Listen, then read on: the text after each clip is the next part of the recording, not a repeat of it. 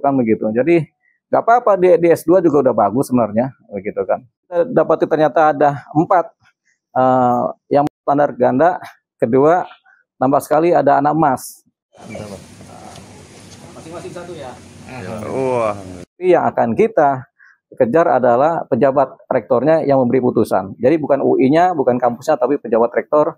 Ya, harapannya sih yang faktual aja yang disampaikan. Misalnya bobrok ya bobroknya ini disampaikan terkait dengan keputusan rektor UI yang kemudian menyampaikan permintaan kepada Bapak Bahlil ya supaya direvisi itu dia punya disertasi, padahal nyata-nyata dari badan dari UI Dewan apa namanya itu Dewan Kehormatan UI, di mana setelah dievaluasi ternyata Bahlil ini melanggar beberapa hal yang sifatnya sangat signifikan bagi posisi akademik, yaitu pertama menggunakan dokumen-dokumen dalam disertasinya yang memang tidak legal ya, karena dokumen-dokumen milik kelompok LSM tanpa izin dipakai oleh Bahlil dalam disertasinya.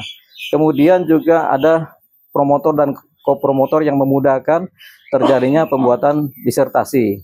Yang ketiga juga ada posisi kemungkinan si Bahlil ini mengikuti perkuliahan yang sangat cepat sekali, bahkan tidak kuliah malah cepat, dan ini sudah didapat fakta-fakta demikian, dan memang promotor dan kopromotor sudah diberhentikan dari jabatannya ya. Jadi ini sebenarnya hal yang sangat memalukan bagi UI, di mana kondisi ini setara dengan plagiat yang terjadi untuk anak-anak S1 yang sedang bikin skripsi. Jadi banyak sekali masa-masa lalu anak-anak yang bikin skripsi itu terbukti melakukan plagiat. Di Fakultas Hukum pernah ada, di Fakultas Psikologi pernah ada, ketika seorang anak yang di jenjang S1 melakukan plagiat, bikin skripsi, langsung di drop out, dipecat dari posisi mereka sebagai mahasiswa. Dan ini saya alami juga, beberapa teman saya junior mengalami itu ketika mereka terbukti melakukan plagiat aja.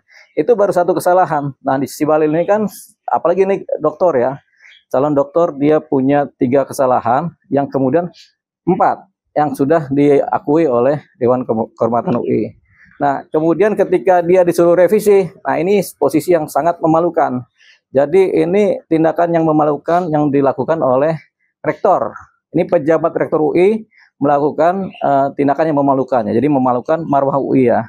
Seharusnya Bahlil ini di DO gitu. Jadi yang pantas terhadap Bahlil dalam posisi kuliahnya di S3 adalah di drop out. Itu yang pantas. Tapi karena disuruh revisi, ini kita mempertanyakan bagaimana kebijakan UI yang sekarang. Tapi ini kan kebijakan rektor ini. Jadi nanti kita akan kritisi dalam seminggu 2 minggu ke depan. Kita akan kritisi, apalagi sudah ada petisi dari pihak Iluni UI ya, dan dari kampus UI yang kemudian mempertanyakan kebijakan rektor. Jadi bukan UI-nya tapi rektor UI-nya yang akan kita kritisi. Itu seminggu 2 minggu ke depan. Nah, kalau memang ini tetap berjalan seperti ini, tidak ada perubahan keputusan dari rektor UI, tentunya saya sebagai Iluni UI bisa kemudian melakukan somasi. Somasi terbuka karena ketidakadilan.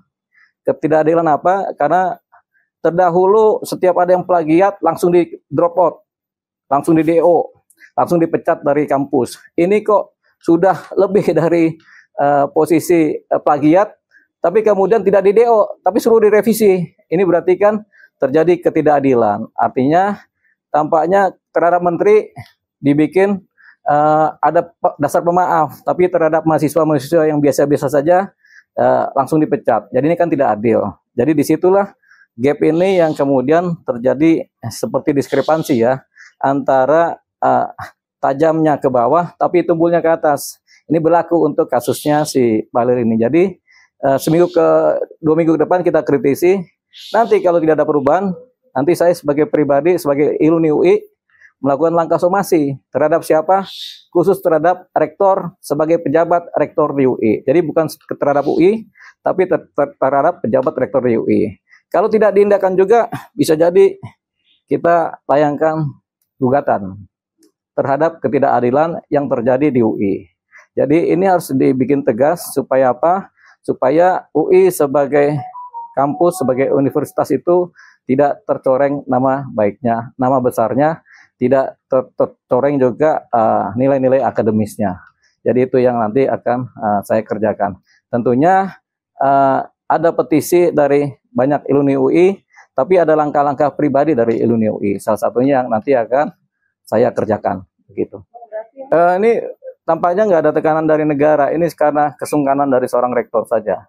Karena pribadi rektor ini kelihatannya agak lemah terhadap menteri, sama kayak para promotor dan kopromotor yang mengajukan pengujian disertasinya Bahlil, itu sama juga mereka itu. Jadi kelihatannya rektor sama dengan si promotor dan promotor ini, sehingga kemudian putusannya dianggap tidak mencerminkan marwah UI. Jadi adanya ketidakadilan yang tadi disebut sebagai tebang pilih ya, karena sudah ada tidak adil, tentunya rasa keadilan kami terusik, begitu. Ketika rasa keadilan terusik, tentunya kita akan mencari jalan yang adilnya bagaimana. Nah, caranya adalah dengan melakukan teguran-teguran kritis, kemudian bahkan melakukan somasi juga terhadap siapa? Terhadap rektornya, bukan terhadap UI-nya, tapi terhadap rektor UI, pejabat rektor UI. Kalau nggak digubris juga, baru kita lakukan langkah gugatan. Gugatan seperti apa? Nanti kita lihat.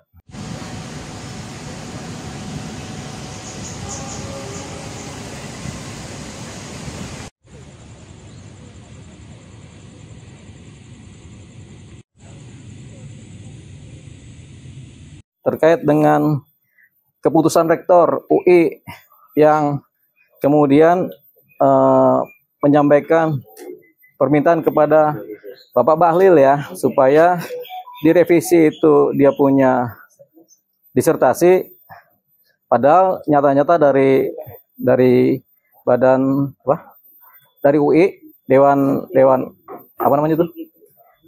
Dewan Kehormatan UI, di mana setelah dievaluasi ternyata Bahlil ini melanggar beberapa hal yang sifatnya sangat signifikan bagi posisi akademik, yaitu pertama menggunakan dokumen-dokumen dalam disertasinya yang memang tidak legal ya, karena dokumen-dokumen milik kelompok LSM tanpa izin dipakai oleh Bahlil. Gak sempat baca? Dengerin aja. Klik icon text to speech, gak pakai ribet di okezone.com.